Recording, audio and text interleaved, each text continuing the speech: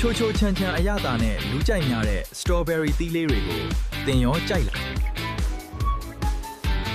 Strawberry သီးဟာအရသာရှိုံနဲ့မကပဲကျွန်တော်တို့ခန္ဓာကိုယ်အတွက်ဆေးဖက်ဝင်တဲ့အကျိုးကျေးဇူးတွေအများကြီးရှိတယ်ဆိုတာသိရင်တော့ပိုပြီးတော့တောင်ကြိုက်သွားဦးမှာပါပထမဆုံးအနေနဲ့ Strawberry သီးမှာဗီတာမင် C ဓာတ်အများအများပါဝင်ပါတယ် Strawberry သီးတစ်ခွက်စာဟာတနေ့တာလိုအပ်တဲ့ဗီတာမင် C ကိုအပြည့်အဝပေးစွမ်းနိုင်လို့ခန္ဓာကိုယ်ရဲ့ကွိုက်ချားစင်ဆက်ကိုမြင့်တက်ပေးမှတ်ပါချေ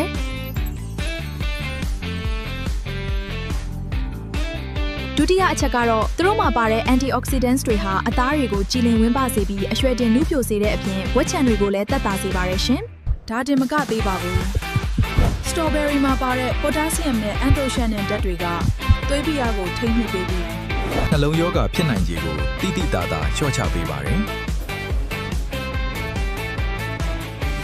နောက်ပြီးဝိတ်ချခြင်းသူတွေအတွက်သတင်းကောင်းကတော့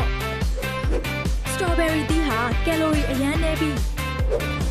အမြင့်တက်ကျွယ်ဝတာကြောင့်ဗိုက်ပြည့်လွယ်စေပြီးကိုယ်အလေးချိန်ကြဖို့အများကြီးအထောက်အကူပြုပါတယ်။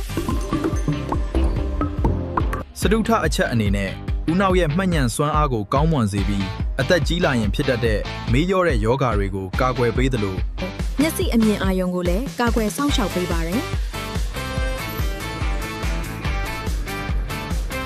ဒါကြောင့် Strawberry သီးကိုဒီအတိုင်းစားဖျော်ရည်ပဲလို့တောက်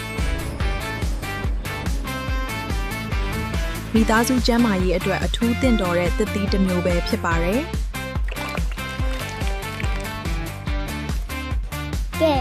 အရသာလည်းရှိကျန်းမာရေးအတွက်လည်းအဖိုးတန်တဲ့ strawberry သီးလေးတွေကိုဒီနေ့ကစပြီးပုံမှန်စားပေးဖို့မမေ့ပါနဲ့နော်။အခုလိုကျန်းမာရေးဗဟုသုတတွေကိုအမြဲလေ့လာခြင်းနဲ့ဆိုရင်တော့ကျွန်တော်တို့ရဲ့ page ကို like နဲ့ follow လုပ်ထားဖို့ဖိတ်ခေါ်ပါရစေဗျာ။အားလုံးပဲကျန်းမာရှင်လန်းကြပါစေ။